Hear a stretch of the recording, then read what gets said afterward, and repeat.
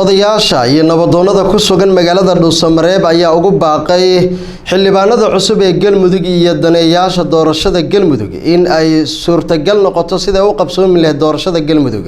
sida warkan oo mar kale inoogu dhameystiray wariyeena Shaasha Dhuusamareeb oo ah caasimadda maamulka Galmudug waxaa si weyn looga dareemayaa u diyaar garowga doorashada madaxweynaha iyo madaxweyne ku-xigeenka waxaana magaalada ka jira qabanqaabo ku aadan qabsoomida doorashadaasi waxay magaaladu marti gelinaysaa kulamo wajiyo badan leh oo ka dhacaya gudaha magaaladaasi waxaana kulamadaasi qaybtood lagu taageerayaa in doorasho madaxtinimo ay ka dhacdo Galmudug iyadoo oo la qabanayo xilligii loo asteeyay waxaana dhinaca kale isla magaalada ka qabsoomaya kulamo kale oo lagu codsanayo in dib loo dhigo doorashadaasi amaba laga gudbo qorshaha xilligan ee lagu doonayo in madaxweyne iyo madaxweyne ku-xigeen loogu sameeyo Galmudug qaar ka mid ah odayaasha dhaqanka waxgaradka iyo saxiixayaasha nabadoonnada ee Galmudug oo ku yeeshay kulan Dhuusamareeb ayaa sheegay inay doonayaan in doorashada waqtigeeda ay ku qabsoonto isla markaasina laga wada shaqeeyo in ay qabsoonto doorasho madaxtinimo oo Galmudug ka dhacda waxayna ugu baaqeen xildhibaanada shacabka iyo siyaasiyiinta ku abtirsada Galmudug inay taageeraan qorshaha la doonayo in Galmudug loogu sameeyo madaxweyne iyo madaxweyne ku-xigeen xilliga la asteeyay ee guddigu sheegay waxa weeye haday dowladda federaalka tahay iyo haday beesha caalamka tahay iyo haday kuwa doorashada raba tahay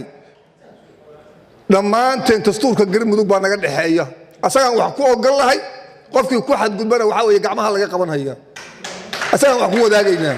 baarlamaan baan samaysanay guddoon bay sameeyeen shaqadoodana inay dhamaystiraan yaanu rabnaa ninkii musharaxa hadduu madaxweyne ku-xigeen rabo baalkii haw tartamo hadduu madaxweyne rabana haw tartamo cid annagu aanu ku hor joognaana ma jirto cid aan ku qasbaynaana ma jirto waxa weeye ayagana dastuurka noo dhaxeeya ayagana dastuurka yaa noo dhaxeeya waxa weeye waa xilli aan cidno u dul qaadan karin wax ka leexda Galmudug maadaama 8 bulood aan soo jiitameynay waxaan rabaa dhammaan bulsho weynta Galmudug inaan u sheego inay u diyaar garoobaan dhamaystirka hanaanka Galmudug ee dawladeed oo ay ka dhiman yihiin madaxweyne iyo madaxweyne ku-xigeenka oo wax kale naga dhiman ayaga inaan dhamaystirno soo diyaar uma nihin war dawladda federaalka ay ku soo dhawaada intaas war mucaaradka ku soo dhawow war baalkii loo jiray beesha caalamka ku soo dhawow war nimankan sulfaha ku soo dhawaada idla in la gardaraysto oo xuquuqda ay leedahay siyaasadeed ama shacab lagu gardaroodana anagu taageeri mayno waxaan rabnaa arintaas inay odayaashu qaataan ka garaabaan wax wada ka dambeeya shaqeeyaana oo shaqadoodu ay muuqato dowrka odayaasha oo muuqdo taas halkaasaan uga gudbaa dawladda inta hadda ka dhisan oo baarlamaanku uu ka mid yahay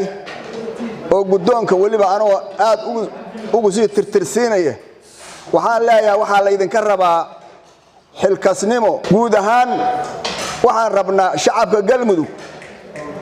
dhibaatada muddada dheer ragaadisay oo ku daba dheeraatay waxay uga bixi karaan waxa laga arkaa dawladnimada waxaan rabnaa inaan xojino inaan taageerno cidii ay ka socolaadahay waxaan rabnaa farta inaan ku fiiqno gardarrada inaanan taageerin inaanan dhexdhexaad ka noqon gar iyo gardarro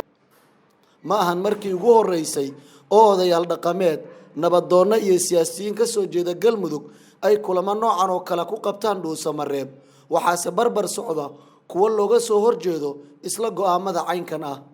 Cabdishakuur Shaasha SBS Muqdisho.